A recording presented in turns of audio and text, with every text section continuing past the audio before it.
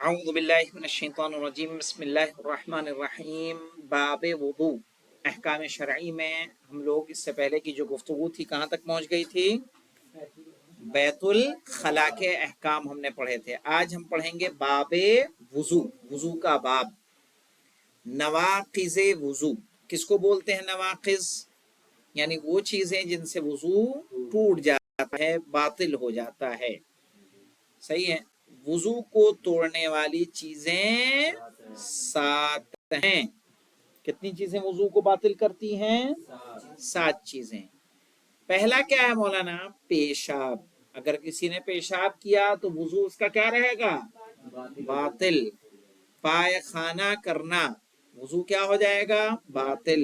रियाह का खारिज होना, नींद जो आंख कान पर गालिब आ जाए। देखिए मौलाना, कभी कभी इंसान होता है कि जब वो सोता है, जैसे तकरीर सुन रहा हो, कुछ कर रहा हो, तो क्या है, आंखें बंद हैं लेकिन कान सुन रहे हैं। ऐसे है इंसान, इस तरह से है और सुन रहा है, ऐसा नहीं कि सो रहा है, आंखें बंद हैं। या जब इंसान सोता भी है तो सबसे पहली चीज क्या बंद होती है? आंख। सबसे पहले क्या झपकेगा? आंख। आसपास क्या चल रहा है उसको सुनाई देता रहेगा और समझता रहेगा। और जब नींद पूरी तरह से गालिब आ जाती है तो कान भी क्या है, आसपास क्या हो रहा है उसे सुनाई नहीं देता। तो कह रहे हैं सिर्फ आंख बंद होने पे, कहां देख रहे हो, सिर्फ आंख बंद होने पे वुजू बातिल नहीं होगा, बल्कि ऐसी नींद जो आंख और कान दोनों पर गालिब आ जाए और देखने और सुनने का होश ना रह जाए। कोई अगर ऐसे सो गया, सही है, जुमे का खुतबा हो रहा है और कोई सो गया, मौलाना क्या बोले नहीं पता, आसपास क्या हुआ, कौन आया कौन गया, कुछ नहीं खबर। अब ऐसे में वुजू बातिल हो जाएगा कि सलामत रहेगा? बातिल। उसे दोबारा वुजू करना होगा। हर वो शय जो अक्ल पर गालिब आ जाए मौलाना, आपकी अक्ल को ले जाए, जैसे दीवानापन, बेहोशी, सही है, वो चीज भी आपके वुजू को क्या कर देगी? बातिल। मस्ती वगैरह, शराब पी के आदमी मस्त हो गया, सही है, क्या बोल रहा है उसको नहीं पता, क्या कहाँ कदम रख रहा है उसको इल्म नहीं है। इस्तेहाज़ा कलीला मुतवस्सिता या कसीरा, सही है, वो भी अगर बावुजू है खातून और उसको इस्तेहाजा आ जाए, इस्तेहाजा उस खून को कहा जाता है कि जो हैज के बाद आता हो या हैज से पहले आता हो, सही ना। हैज के अलावा जो खून है, निफास के अलावा जो खून है, उसको क्या बोलते हैं? इस्तेहाजा। उसकी 3 कैटेगरी है, कलीला, मुतवस्सिता और कसीरा। उनके अहकाम बाकायदा आएंगे। तो बावजू खातून है, अगर उसको खून आ जा रहा है इस्तेहाजा का, चाहे वो कलीला हो, मुतवस्सिता हो या कसीरा, उसका वजू क्या होगा? बातिल हो जाएगा। जनाबत, बल्कि हर वो शय जिससे गुस्ल वाजिब हो जाता है, अलल अहवत, यानी जितनी चीजों से गुस्ल वाजिब होता है उतनी चीजों से वजू भी बातिल हो जाएगा। क्योंकि गुस्ल पड़ा कि वजू पड़ा? गुस्ल पड़ा, वजू कहाँ से पड़ा? भाई गुस्ल की अजमत क्या है, ज्यादा है, सही है। तो गुस्ल बातिल तो वजू बाकी रहेगा? है? नहीं बाकी रहने वाला है। वजू की हैसियत क्या है मौलाना? वजू जाती तौर पर वाजिब नहीं है। वजू किसके लिए वाजिब होता है? बल्कि मुस्तहब है, लेकिन चंद उमूर के लिए वजू क्या हो जाता है? वाजिब हो जाता है। ऐसे वजू क्या है? मुस्तहब है, लेकिन कुछ चीजों के लिए वजू वाजिब होता है। किसके लिए वाजिब होता है? वाजिब नमाज के लिए। कह रहे नमाज एहतियात और नमाज के भूले हुए अज्जा, यानी सजदा और तशहुद की कज़ा के लिए, सही है, एक वाजिब नमाज के लिए।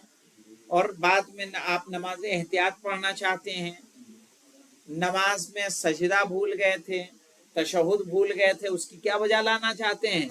कज़ा बजा लाना चाहते हैं, तो आप क्या करेंगे? हैं? वुजू करेंगे। वुजू अगर नहीं होगा नमाज मुस्तहब के लिए वजू वाजिब नहीं है, अलबत्ता नमाज के सही होने की शर्त जरूर है। यानी मुस्तहब नमाज के लिए वजू वाजिब नहीं है, लेकिन बिना वजू के नमाज भी सही नहीं है, इसलिए उसके लिए भी क्या करना पड़ेगा, वजू करना पड़ेगा। समझ गए बात क्या कहना चाहे इन्होंने?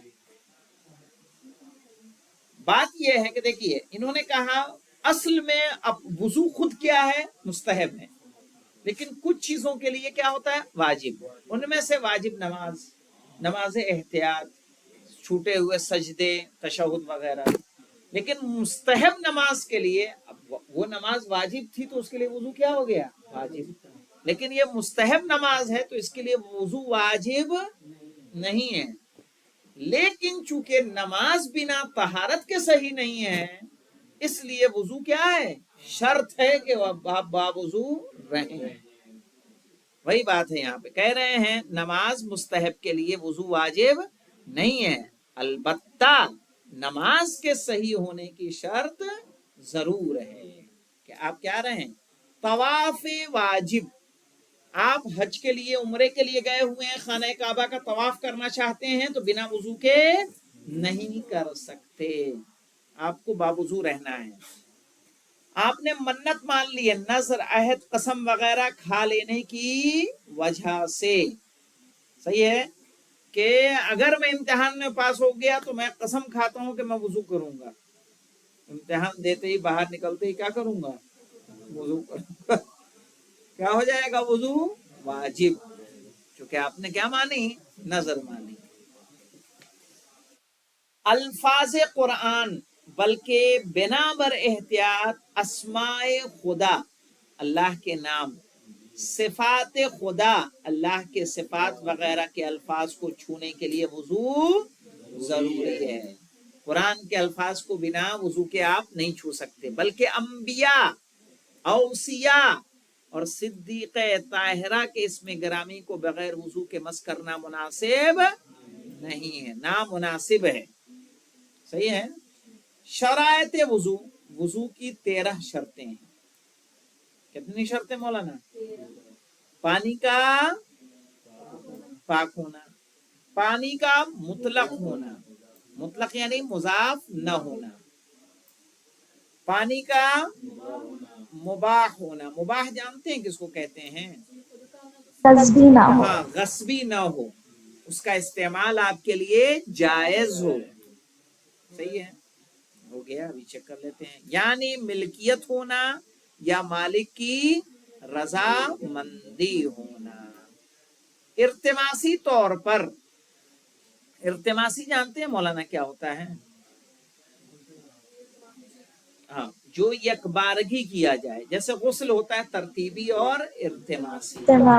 क्या आप गुस्ल करें तरतीबी के पहले सर और गर्दन धुलें, फिर दायां हिस्सा और उसके बाद बायां हिस्सा। एक है कि आप बाकायदा नदी में, सही है, या तालाब में या हौज में बड़े, आप क्या करें, एक बार नियत करें, गुस्ले जुमा में करता हूँ या गुस्ले जनावत में करता हूँ, वाजिब कुर्बतन अल्लाह, पूरा पूरा जिस्म को पानी में डुबो दें, हो गया गुस्ल, सही। उसमें ये जरूरी नहीं कि पहले सर और गर्दन और फिर दाया और उसके बाद बायां, एक बार में पूरा वजू, पूरा गुस्ल हो जाएगा।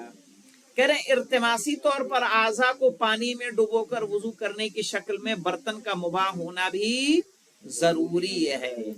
मसलन आप वजू वो करना चाह रहे हैं, कैसे, इर्तिमासी करना चाह रहे हैं, तो जिस बर्तन में पानी रखा है, बड़ा बर्तन है, उसमें आपने लिया, सर को अपने ऐसे निकाल लिया, ठीक है, डाल के यूं, सही है, ऊपर से पेशानी से डाला और ऐसे निकाल लिया, हाथ डाला, हो गया। तो बर्तन आपका हो, वजू के पानी को पहले इजाले निजासत में इस्तेमाल शुदा भी ना हो, जो वजू का पानी है पहले से निजासत को साफ करने में इस्तेमाल न किया गया। आज़ाए वजू का पाक होना, इस तरह के हर उज़्व उसको धोने या मसा करने से पहले पाक होना चाहिए। जिस जगह वजू कर रहा है उस फिजा का मुबाह होना, यानी वो जगह भी क्या होनी चाहिए, मुबाह हो, उसका इस्तेमाल उसके लिए जायज हो। اور یہ چیز کیا ہے؟ برے احتیاط واجب، پانی کے استعمال میں کسی، ورنہ اگر پانی مضر ہے یا اس کے استعمال سے کسی نفس محترم کے پیاسے مر جانے کا اندیشہ ہے تو وضو جائز نہیں ہوگا۔ ایک انسان پیاسا مر رہا ہے، آپ کے پاس ایک بسلری کی بوتل ہے چھوٹی والی 10 روپے والی، صحیح ہے، آپ نے کہا مجھے تو ابھی نماز پڑھنی مغرب عشاء کی، دے نہیں سکتا، میں معذرت چاہتا ہوں، کہیں اور جا کے تلاش نہیں، صحیح ہے۔ اگر کوئی انسان پیاسا ہے تو آپ اس پانی کا استعمال وضو میں نہیں کر سکتے، اس صورت میں آپ کا وضو صحیح نہیں ہوگا۔ قربتاً اللہ کی نیت ہونا، وضو دکھانے کے لیے نہ ہو، منہ کو صاف کرنے کے لیے نہ ہو کہ منہ دھل رہا ہوں میں، صحیح ہے، ابھی باہر سے آیا ہوں، بائک چلا کے آیا ہوں، لا دو منہ دھل لوں، کہا نہیں، وضو کی نیت ہونا چاہیے، قربتاً اللہ ہونا چاہیے، خلوص دل سے وضو کرنا۔ اور اس کے بعد دیکھیے مولانا، ریاکاری کا عمل صحیح نہیں ہوتا، اعضائے وضو پر کسی ایسی شے کا نہ ہونا جس سے پانی نہ پہنچ سکے، کوئی مثلا ٹیٹو لگائے ہوئے ہے ہاتھ پہ، وہ چنگم کے ساتھ جو آتا ہے، وضو صحیح ہوگا؟ نہیں ہوگا۔